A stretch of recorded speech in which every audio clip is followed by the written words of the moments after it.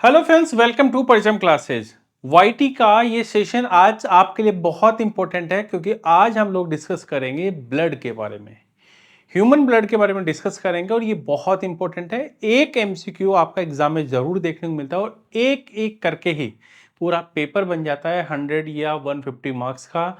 बहुत इंपॉर्टेंट है। आज के सेशन में हम लोग पढ़ेंगे ब्लड क्या है, ब्लड के क्या कंपोनेंट्स होते हैं, प्लाज्मा के बारे में डिस्कस करेंगे, फंक्शंस के बारे में डिस्कस करेंगे, साथ में ही सीरम के बारे में जानेंगे, आरबीसी के बारे में जानेंगे।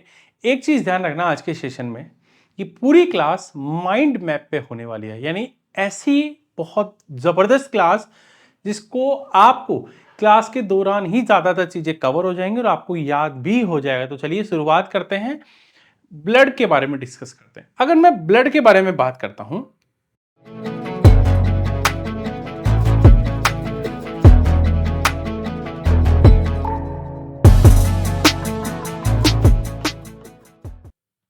यहां अगर आपको क्लियर करूं तो ब्लड ब्लड क्या है? Blood as a fluid connective tissue. ध्यान रखना, जब हम ब्लड की बात करते हैं तो हमारे दिमाग में ये होता है कि ये क्या है, ये एक कनेक्टिव टिश्यू है। एक तो ये एमसीक्यू एग्जाम में बहुत बनता है कि ब्लड इनमें से कौन सा कनेक्टिव टिश्यू है या ब्लड कैसा टिश्यू है। तो ब्लड एक टिश्यू है, वो कैसा है?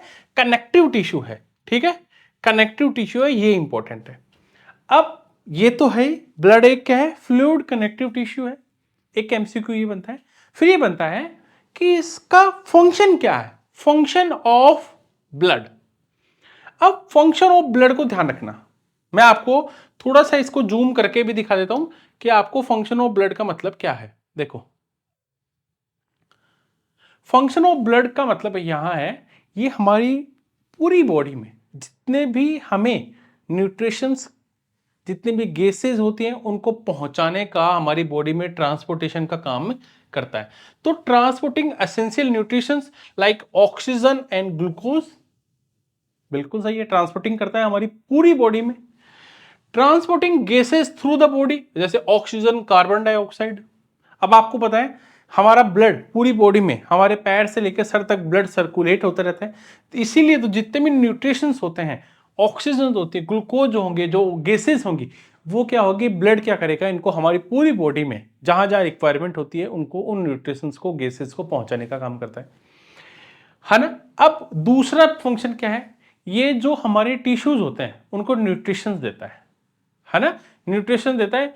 जो हीमियोस्टेटिस जो है उसको मेंटेन करता है, यानी हमारी बॉडी में सेल्स और टिश्यू को जो न्यूट्रिशन चाहिए, जो पोषण चाहिए, वो कहाँ से मिलेगा? वो ब्लड ही देगा। ठीक है, क्योंकि ब्लड में सारे कंपोनेंट्स होते हैं, जितने भी एसेंशियल मिनरल्स होते हैं, जितने भी एलिमेंट्स होंगे वो सब ब्लड में। अब आपको बताओ, जैसे हम कोई मेडिसिन लेते हैं, है ना, वो मेडिसिन हमें उसको कैसे पता लगता है कि हमारे पैरों में दर्द हो रहा है? तो अब लेंगे, वो ब्लड में घुलेगी, ब्लड में घुलने के बाद क्या होगा, वो जाएगी, सर्कुलेट होगी, और जहां उसको रिक्वायरमेंट होगी वहां वो फंक्शन करने लगेगी, है ना, क्योंकि ब्लड क्या होता है, पूरी बॉडी में सर्कुलेट होता है। अगर मैं इसको बात करूं कि ब्लड के बारे में जाने कि ब्लड की कैरेक्टरिस्टिक्स क्या है, ब्लड की कैरेक्टरिस्टिक्स क्या है, तो यहां एक चीज जो इंपॉर्टेंट है कि ब्लड की पीएच वैल्यू बहुत बार एग्जाम में पूछी जाती है। तो पीएच वैल्यू कितनी होती है ब्लड की? 7.4 होती है। कितनी होती है? 7.4 इसकी पीएच वैल्यू होती है। और ब्लड नेचर में कैसा होता है? बेसिक नेचर का होता है। आप खुद जानते हो कि जो पीएच वैल्यू है, यानी पोटेंशियल जो हाइड्रोजन होता है, उसकी पीएच वैल्यू 0 से लेकर 14 तक होती है ना, ये स्केल में। और 7 क्या है? न्यूट्रल होता है, जबकि 7 से 14 क्या है? बेसिक नेचर का होता है, क्षारीय प्रकृति का होता है। और 0 से जो 7 होता है वो क्या होता है? वो एसिडिक नेचर का होता है। 0 से 7 कितना होता है? ये एसिड नेचर का होता है। अब 7 से ज्यादा है, 7.4 है, इसका मतलब कैसा नेचर है? बेसिक नेचर का है। ठीक है, ये तो हमें पता लग गया। अब हमारी ह्यूमन बॉडी में ब्लड कितना होता है? तो हमारी ह्यूमन बॉडी में 5 to 6 लीटर ब्लड होता है हमारी बॉडी में। अब समझ लीजिए 5 से 6 लीटर ब्लड होता है हमारी बॉडी में। ठीक है, ये क्वेश्चन भी बहुत बार बनता है। और पता है आपको ये ब्लड क्या करता है? ये ब्लड हमारी हेल्प करता है हमारी बॉडी का जो टेम्परेचर होता है ना, उसको रेगुलेट करने में। हमारी बॉडी के टेम्परेचर को रेगुलेट करता है, ये बहुत इंपॉर्टेंट लाइन है। साथ में ये भी है कि ये जो इन्फेक्शन होता है उससे लड़ाई करता है, उससे लड़ता है, और हमें इन्फेक्शन से बचाता है, संक्रमण से हमें बचाता है, हमारे बॉडी में टेम्परेचर को रेगुलेट करता है। और स्टडी ऑफ ब्लड जो है, एग्जाम में जो क्वेश्चन बनता है, स्टडी ऑफ ब्लड क्या है? हेमेटोलॉजी। क्या होता है? स्टडी ऑफ ब्लड क्या है? हेमेटोलॉजी। तो अभी इस इमेज में हमने डिस्कस किया कि जो भी हमने डिस्कस किया, क्या किया? एक तो ब्लड क्या है? कनेक्टिव टिश्यू है, ब्लड के फंक्शंस को जाना, ब्लड के कैरेक्टरिस्टिक्स को जाना, स्टडी ऑफ ब्लड क्या है उसके बारे में बात की। अब ब्लड के कंपोनेंट के बारे में डिस्कस करने वाले हैं, ब्लड के कंपोनेंट के बारे में डिस्कस करने वाले हैं। आपको पता है ब्लड के दो मेन कंपोनेंट होते हैं, एक तो होता है प्लाज्मा। क्या होता है? एक तो प्लाज्मा, एंड सेकंड क्या होता है? Blood cells. प्लाज्मा और ब्लड सेल्स। अब आपको पता है भैया, अगर मान लो अगर पूरा ब्लड 100% है, मान लो पूरा ब्लड 100% है, तो उसमें प्लाज्मा कितना होगा? 55%। 55% क्या होगा? प्लाज्मा होगा। ठीक है, हमारी बॉडी का जितना भी फ्लूइड है ना, ब्लड फ्लूइड, उसका 55% क्या होगा? प्लाज्मा। एंड सेकंड हम बात करते हैं ब्लड सेल्स की। ये ब्लड सेल्स कितनी होगी? रिमेनिंग जितनी भी 45% क्या होगी? ये ब्लड सेल्स होगी। तो हमारी बॉडी का जो 100% जो ब्लड का जो कंपोजिशन है ना, जो कंपोनेंट्स है, वो कौन कौन से? दो कंपोनेंट्स हैं, एक तो प्लाज्मा और एक है ब्लड सेल्स। इसमें 55% प्लाज्मा एंड 45% ब्लड सेल्स। अब हम क्या करेंगे? हम लोग प्लाज्मा को डिटेल में पढ़ेंगे कि प्लाज्मा क्या है और इस 55% में क्या है, ये हमारे लिए कैसे फंक्शन करता है, इसके बारे में हम लोग डिस्कस करेंगे। दो कंपोनेंट के बारे में अगर मैं बात करूं, उसके बाद हमने देखा, सबसे पहले तो मैं आपको बता दूं, मेरा एक जनरल साइंस का कोर्स है जिसमें हम आपको फिजिक्स, केमिस्ट्री, बायोलॉजी आपको डिटेल में कवर करवा रहा हूं। सारे टॉपिक वाइज मैंने पढ़ा है, बहुत छोटा सा कोर्स है, मिनिमम प्राइस में आपके लिए लॉन्च है, जाकर आप देख सकते हैं। दूसरा हमारे लिए एसएससी जनरल अवेयरनेस का कोर्स है, पॉलिटी, इकोनॉमिक्स, हिस्ट्री, जियोग्राफी, ये सारे सब्जेक्ट आपको डिटेल में थ्योरी में मिलेंगे, मॉक टेस्ट मिलेंगे, एमसीक्यूज मिलेंगे, पूरा चैप्टर वाइज एमसीक्यूज आपको मिलते हैं, मॉक टेस्ट मिलते हैं आपको, हमारी पूरी क्लास की पीडीएफ आपको मिलती है, बहुत कुछ अवेलेबल है। तो जाइए परचम क्लासेस पे आप परचेज कर सकते हैं। अब है प्लाज्मा पे। एक चीज ध्यान रखना, ये माइंड मैप अभी आपको दिख नहीं रहा होगा, लेकिन मैं आपको जूम करके हर एक पॉइंट को बताऊंगा। अभी हमने दो कंपोनेंट्स की बात की थी, प्लाज्मा और ब्लड सेल्स। अब हम लोग जानेंगे प्लाज्मा के बारे में, है ना। चलिए अब बात करते हैं प्लाज्मा। अगर मैं प्लाज्मा को देखूं, ये प्लाज्मा वर्ड आपके सामने आ रहा है? यस सर, आ रहा है प्लाज्मा। अगर मैं प्लाज्मा बोलूं तो मैंने प्लाज्मा बोलते ही आपको दिमाग में क्या आ रहा है? ब्लड। ब्लड का एक कंपोनेंट जो कितना परसेंट एरिया कवर कर रहा है? जो कर रहा है 55% एरिया। कितना कर रहा है? 55% कवर कर रहा है टोटल ब्लड का। ये तो हमने अभी की क्लास में पढ़ा था, अभी हमने देखा था। ठीक है, अगर ये है, अब इस कंपोजिशन, अगर मैं प्लाज्मा के बारे में बात करूं तो मैंने बात की प्लाज्मा क्या है? प्लाज्मा है लिक्विड पोर्शन है हमारे ब्लड का 55%। ये हमें समझ में आ रहा है। अब इस 55% में क्या क्या होता है इसको समझते हैं। देखो 90% तो होता है वाटर। कितना? 90% तो इसमें होता है वाटर। ठीक है, 10% क्या होता है? देखो अब बात करें प्लाज्मा जो 55% है, उसमें क्या क्या होता है? उस 55% का जो 90% होता है वो तो होता है वाटर, और बचा हुआ 10% क्या होता है? वो होता है कुछ प्रोटीन्स होंगे, कुछ मिनरल्स होंगे, कार्बोहाइड्रेट्स होंगे, और दूसरे एसेंशियल मिनरल्स होंगे। यानी प्लाज्मा जब दिमाग में आ रहा है तब क्या आ रहा है?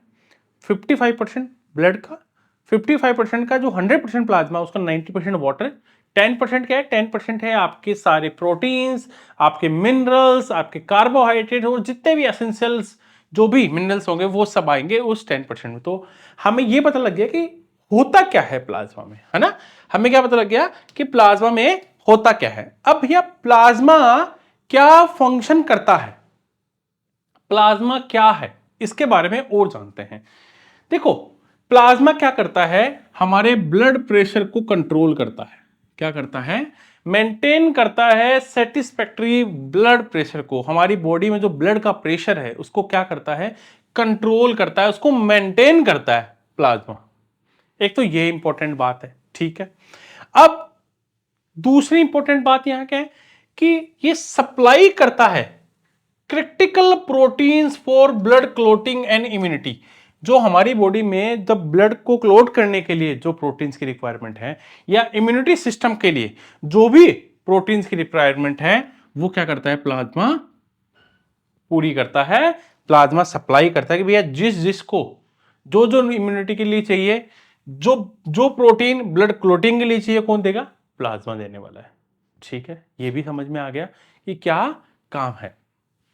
अब उसके बाद medium for exchange the vital minerals and such as sodium and potassium.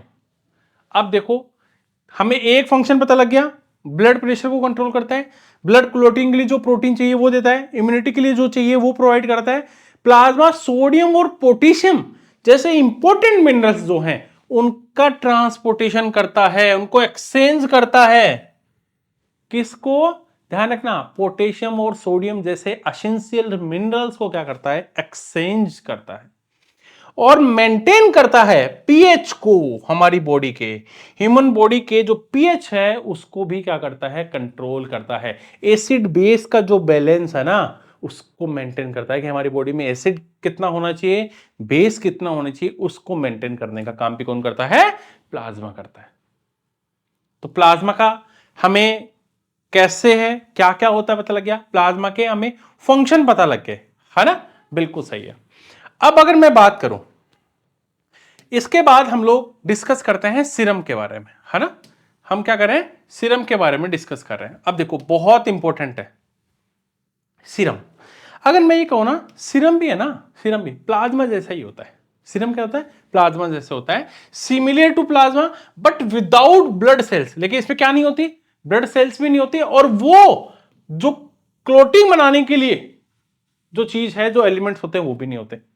Serum होता प्लाज्मा जैसा ही है, सिमिलर, लेकिन इसमें ब्लड सेल्स नहीं होती और इसमें वो प्रोटीन्स या वो एलिमेंट्स नहीं होते जो क्या बनाते हैं, ब्लड क्लोटिंग बनाते हैं। ठीक है, सीरम। अब देखो सेरोलॉजी, सेरोलॉजी ये बहुत बार एग्जाम में आ चुका है। सेरोलॉजी क्या है, वो ब्रांच है मेडिकल साइंस की जिसमें स्टडी करते हैं ब्लड के सीरम को। ब्लड के सीरम को स्टडी करने के लिए सेरोलॉजी, सेरोलॉजी वो मेडिकल साइंस की ब्रांच है जिसमें ब्लड का जो सीरम है उसके स्टडी करते हैं। अब इस सीरम का यूज क्या है ना, इनका यूज क्या है, देखो सीरम का जो यूज है ना, वो क्या है कि जितने भी ब्लड ग्रुप है उनकी आइडेंटिटी के लिए, है ना, आइडेंटिफाई ब्लड ग्रुप की, जो ब्लड ग्रुप है उसको आइडेंटिफाई करने के लिए सीरम का यूज करते हैं। और बहुत सारी होने वाली डिजीज के, ठीक है, डायग्नोसिस के लिए कि उन बीमारियों का इलाज किया जा सके, सीरम के दो काम है। ब्लड जो है, ब्लड ग्रुप को आइडेंटिफाई करने में काम आता है, दूसरा बहुत सारी डिजीज के लिए, उनके डायग्नोसिस के लिए, उनके उपचार के लिए क्या करता है, सीरम काम आता है। चलिए भैया, ये दो चीजें हमारी हो गई, हमने दो चीजें डिस्कस कर ली।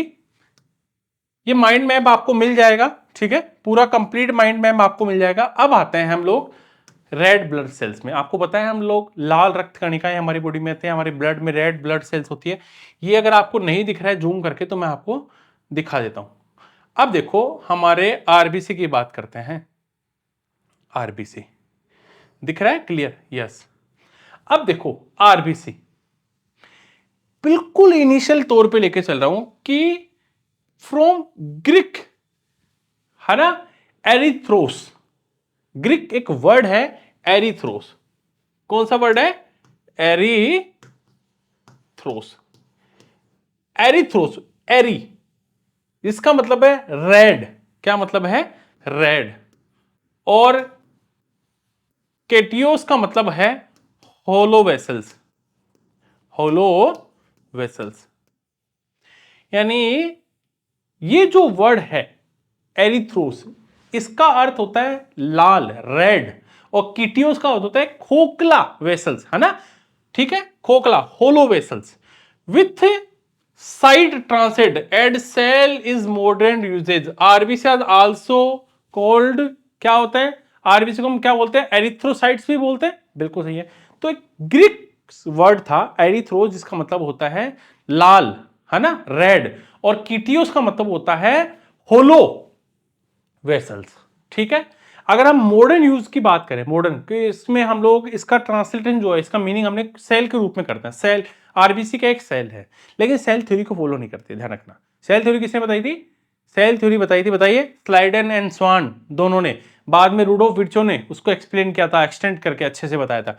आरबीसी एरिथ्रोसाइट, ध्यान रखना, बहुत इंपॉर्टेंट वर्ड है, एरिथ्रोसाइट्स भी कहते हैं। अब नीचे कुछ इंपॉर्टेंट पॉइंट को डिस्कस करने वाले हैं, ठीक है। अब आपका जो रेड ब्लड कार्प जो सेल्स है, आरबीसी जो है, the most important function of RBC is the transport of oxygen to the tissues. जो हमारी बॉडी के टिश्यूज हैं उनको क्या देना, उनका क्या ट्रांसपोर्टेशन करना, ऑक्सीजन का ट्रांसपोर्टेशन करना। बहुत इंपॉर्टेंट, मोस्ट इंपॉर्टेंट लाइन है ये आपके लिए, कि हमारी आरबीसी का जो मेन फंक्शन क्या है, टिश्यूज को ऑक्सीजन प्रोवाइड करना, उनको ऑक्सीजन ट्रांसपोर्ट करना, इनका मेन फंक्शन है। Nearly half of the blood volume, अगर हम बात करते हैं, लगभग आधा वॉल्यूम जो ब्लड का होता है वो आरबीसी होते हैं, रेड ब्लड सेल्स ही होते हैं। लगभग 40 से 45% तो यही होते हैं, आरबीसी होती हैं, ठीक है। आरबीसी कंटेंट हीमोग्लोबिन, ये वर्ड बहुत इंपॉर्टेंट है, हीमोग्लोबिन। आरबीसी में क्या होता है? हीमोग्लोबिन होता है। ये एक क्या है? ये एक इंपॉर्टेंट पिगमेंट है। आरबीसी क्या है? हीमोग्लोबिन का एक पिगमेंट है जो क्या करता है, इसका फंक्शन भी समझ लो, ये फंक्शन बहुत बार पूछते हैं।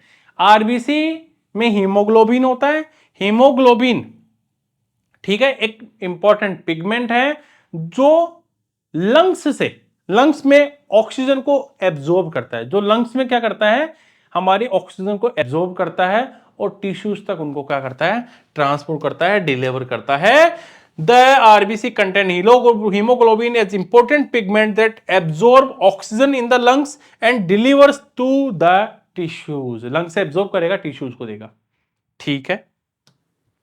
अगर मैं बात करूं आरबीसी के बारे में, तो RBC cell collect oxygen, RBC क्या करती है, ऑक्सीजन को कलेक्ट करती है फ्रॉम द लंग्स, ऑब्वियसली बात है, लंग से ऑक्सीजन को लेगी एंड ट्रेवल करेगी बाई हार्ट, है ना, हार्ट के थ्रू, हृदय के थ्रू क्या करेगी, ट्रेवल करेगी, सारी हार्ट से होकर बॉडी में जितनी भी सेल्स होती हैं उनको ऑक्सीजन पहुंचाएगी।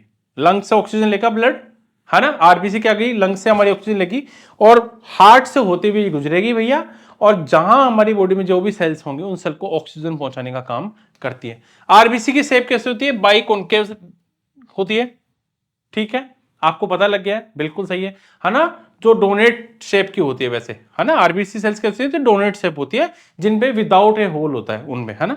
The red blood sales in mammalian vibrates, है ना, वर्टिब्रेट्स जो होते हैं जितने भी स्तनधारी मेमेलियल जो वर्टिब्रेट्स होते हैं, उनमें आरबीसी जब मेच्योर हो जाती है तो उनमें न्यूक्लियस नहीं होता, जब वो मेच्योर हो जाती है तो न्यूक्लियस नहीं होता। तभी तो ये क्या नहीं करती हैं, सेल थ्योरी को फॉलो नहीं करती हैं, सेल थ्योरी को फॉलो नहीं करती है, क्यों? क्योंकि इनमें क्या नहीं होता है, इनमें न्यूक्लियस नहीं होता है। चलिए, अगर हम लोग इस पॉइंट के बाद क्या डिस्कस करना है, इसके बाद हमें डिस्कस करना है बिलिरुबिन को। अब इसको आप बहुत अच्छे से ध्यान रखना, अगर मैं बिलिरुबिन की बात करता हूं, थोड़ा सा ये इंपॉर्टेंट बन जाता है क्योंकि बहुत बार एग्जाम में ये क्वेश्चन पूछा गया है बिलिरुबिन के बारे में। चलिए इसके बारे में पढ़ते हैं। ह्यूमन जो आरबीसी है, अगर मैं ये बात पूछूं कि ह्यूमन जो आरबीसी है उनका रिप्रोडक्शन और उनकी लाइफ साइकिल की बात करूं, ठीक है, ये इसमें नहीं है, मैं आपको कुछ इंफॉर्मेशन और बता देता हूं। आरबीसी जब हमारी बॉडी में भ्रूण के दौरान जब जीवन लाइफ साइकिल जब होता है उसमें यकृत में बनता है, लीवर में बनता है, और फिर एडल्ट में ये बोन मैरो में, है ना, चला जाता है ना। अगर मैं बात करूं आपकी बिलिरुबिन के बारे में, तो बिलिरुबिन क्या है ना, बिलिरुबिन क्या है इसके बारे में हमें जानना है। इससे पहले एक चीज और मैं आपको बता देता हूं, इससे पहले एक और चीज मैं आपको बता देता हूं बिलिरुबिन से पढ़ने से पहले, ताकि आपका और कॉन्सेप्ट बाद में, मुझे लगता है पहले बता देना चाहिए ताकि आपको कॉन्सेप्ट क्लियर हो जाएगा, ठीक है। मैं इसको और एक्सप्लेन कर देता हूं आपको ताकि चीजें आपके लिए क्लियर होती जाए, ठीक है। अब आरबीसी का, है ना, प्रोडक्शन और उनके लाइफ साइकिल के बारे में जानते हैं, चलो, ठीक है। आरबीसी आर, है ना, प्रोड्यूस इन लीवर, लीवर में प्रोड्यूस होती है ना, ऑफ द फेटस, फेटस के दौरान, during in embryonic life, but जब वो सक्सीड हो जाती है बाय द बेन मोरो में, कब? जब एडल्ट हो जाते हैं। बचपन में जब भ्रूण बनता है हमारा, तब हम लोग किसमें? यकृत में, ठीक है, लीवर में। और जब हम लोग एडल्ट हो जाते हैं तब किसमें? बोन मैरो में, ठीक है। चलिए, इसके बाद the cell develop in the bone marrow and circulate for about 100 to 120 days in the body before the components are recycled by microphage। जब ये सेल्स जो हैं वो हमारी बोन मैरो में डेवलप होती हैं, मैच्योर होती हैं, विकसित होती हैं, जो जो मैक्रोफेज होती है ना, उसको उनके जो कंपोनेंट्स हैं उसमें रिसाइकिल्ड होती रहती है। कितने? 120 100 से लेकर 120 डेज तक हमारी बॉडी में, ठीक है, बिल्कुल सही है। अब जानते हैं हीमोग्लोबिन के बारे में। चलिए, हीमोग्लोबिन में मैं सोच रहा था आपको वैसे ही बता दूं, लेकिन चलो अब मैप बना ही लिया है तो आपके काम तो आने ही वाला है। देखिए, हीमोग्लोबिन के बारे में जानते हैं। हीमोग्लोबिन एक प्रोटीन है, बिल्कुल सही है। क्या होता है? आयरन होता है। हीमोग्लोबिन में क्या होता है ना? Haemoglobin is a protein that contain iron. हम तभी तो कहते हैं आयरन की गोलियां लेनी चाहिए। Red blood cells get their red colour because of haemoglobin. अब आरबीसी में जो रेड कलर होती है सेल्स, है ना, लाल रंग के होता है, इन्हीं के तो कारण होता है, इस हीमोग्लोबिन के कारण ही होता है। हीमोग्लोबिन को हम क्या कहते हैं? एचबी लिखते हैं। हम कहते हैं ना कितना एचबी है, या एचजीबी भी कुछ जगह बोलते हैं, ज्यादातर हम एचबी यूज करते हैं कि आपका एचबी कितना है, ठीक है। अगर मैं बात करूं एचबी कितना होता है, अगर पूछ ले कोई कि भैया एचबी होता कितना है, तो ध्यान रखना, अगर 100 ml का कोई ब्लड है, कितना? 100 ml का अगर उसमें ब्लड है तो उसमें होगा 14.5 mg हीमोग्लोबिन। तो हम कहते हैं ना 14 के आसपास अगर एचबी है तो बहुत अच्छा है, 13-14 के आसपास होता है। महिलाओं में ये कम होता है, महिलाओं में ये कम होता है। स्टैंडर्ड साइज आपको पता लगे, स्टैंडर्ड 14.5 mg होता है 100 ml ब्लड में, और वही हमारा कैलकुलेट करते हैं। इफ अमाउंट लेस देन, अगर अमाउंट कम हो गया, एक स्टैंडर्ड मानक से कम हो गया, तो क्या होगा? एनीमिया। एनीमिया हो जाता है, हम कहते हैं ब्लड की कमी हो गई है, एनीमिया हो गया है, ब्लड की कमी हो गई है। तो एनीमिया क्या है? एक डिजीज है, ठीक है। अब हम बात करते हैं आपके बिलरुबिन के बारे में। बिलरुबिन क्या है? बिलरुबिन एक बाई प्रोडक्ट है ना। जब जो क्या है, रेड ब्लड सेल्स जब ब्रेक डाउन होती है उसका एक बाई प्रोडक्ट है, बिल्कुल सही है। कलर पूछ लेते हैं बिलरुबिन का, बहुत बार कलर पूछते हैं। ये कलर कैसा होता है? देखिए, यहां रहा कलर, ये रहा आपका कलर। कलर होता है brownish yellow in colour, brownish yellow colour के होते हैं। ब्राउन यानी पीले भूरे रंग के होते हैं। अब जो हमारा कोजेज येलो कलर इन, है ना, बुर्निश जो होती हैं, ठीक है, जो येलो कलर होता है हमारे मूत्र का, हमारी यूरिन का जो है ना, मूत्राशय का जो येलो कलर होता है, और हमारा जो मल होता है उसका जो येलो कलर, जो ब्राउन कलर होता है, वो बिलरुबिन के कारण ही होता है, ठीक है। ये देख लीजिए, causes yellow colour in burnish and yellow brown colour in fishes, है ना। हमारा मल और जो यूरिन है उसका कलर जो होता है येलो और ब्राउन, वो इसी के कारण ही होता है। अब इसमें ये भी देख लीजिए, अब क्या लिखा हुआ है? लिखा हुआ है जो बिलरुबिन है वो secreted by liver into bile. क्या कह रहा है? लीवर क्या करता है? बिलरुबिन का सेक्रेटेड करता है, स्त्रावण करता है, जो फिर हमारे जो गोल जो बाइल है ना, वो बाइल में क्या हो जाता है? बाइल में क्या हो जाता है? हमारा चला जाता है, स्टोर हो जाता है ना, स्त्रावित हो जाता है। तो secreted by liver into bile. Liver bilirubin का क्या होता है? स्त्राव होता है, तो फिर बाद में क्या करता है? एक्सट्रैक्ट हो जाता है। कहां? हमारी बॉडी में। Extracted from the body in urine and faecal matter, है ना, बिल्कुल सही है। जो हमारी बॉडी में बाद में एक्सट्रैक्टेड हो जाता है, किसके थ्रू? यूरिन के थ्रू, और हमारे मल के थ्रू क्या हो जाता है? बाहर निकाल दिया जाता है, बिलरुबिन निकाल दिया जाता है। बिलरुबिन हमारे यूरिन और मल के थ्रू क्या कर देते हैं? हमारी बॉडी से बाहर निकाल देते हैं, एक्सट्रैक्ट कर देते हैं। अब बात करें, जो आपको पता हो, तो जब पीलिया हो जाता है, जॉइंटिस हो जाता है ना, अगर हमें ज्यादा जॉइंटिस हो जाएगा तो येलो कलर आ जाता है, हमें पता लग जाता है जॉइंटिस में। जो हाई जॉइंटिस का जो इंडिकेटर है वो यही होता है ना। शरीर में, हमारी बॉडी में जब बिलरुबिन का लेवल अगर हाई हो जाएगा तो क्या हो जाएगा? जॉइंटिस की इंडिकेशन है, हमें पता लग जाएगा कि जॉइंटिस है। और हमारी जो ब्लड से है ना, जो रेड ब्लड सेल्स हैं उनका लेवल हाई हो जाता है ना। इससे क्या हो जाता है? हमारी येलो स्क्रीन हमें पता लगने लगती है। अब मैं अगर बात करूं आज के सेशन में हमने सबसे पहले तो देखा था कि ब्लड क्या है, इसके फंक्शंस, इसके कैरेक्टरिस्टिक, इसके स्टडी के बारे में जाना था। उसके बाद हमने ब्लड के कंपोनेंट्स के बारे में जाना, प्लाज्मा और ब्लड सेल्स के बारे में हमने डिस्कस किया। उसके बाद हमने बात की प्लाज्मा के बारे में, प्लाज्मा के डेफिनेशन, उसके कंपोनेंट्स, कंपोजिशन क्या है, उसके टाइप्स के बारे में जाना, फंक्शन ऑफ प्लाज्मा के बारे में जाना, सीरम के बारे में हमने जाना, सीरम के बारे में हमने आरबीसी के बारे में जाना, ह्यूमन में आरबीसी का जो प्रोडक्शन है, लाइफ साइकिल के बारे में जाना, हीमोग्लोबिन के बारे में हमने स्टडी की। उसके बाद हमने बिलिरुबिन के बारे में डिस्कस किया। आज का सेशन की पीडीएफ आपको हमारे parchamclasses.in पर अवेलेबल हो जाएगी। ऐसे ही आने वाले सेशन सारे हम लोग किस पे पढ़ने वाले हैं, माइंड मैप के थ्रू पढ़ने वाले हैं। अगर आपको सेशन पसंद आ रहा है तो वीडियो को लाइक करें, सब्सक्राइब करें, और आपके जो भी डाउट्स हैं और जिन टॉपिक्स को आप माइंड मैप के थ्रू कवर करना चाहते हैं वो आप कमेंट बॉक्स में बताएं। Thank you everyone, bye bye, take care.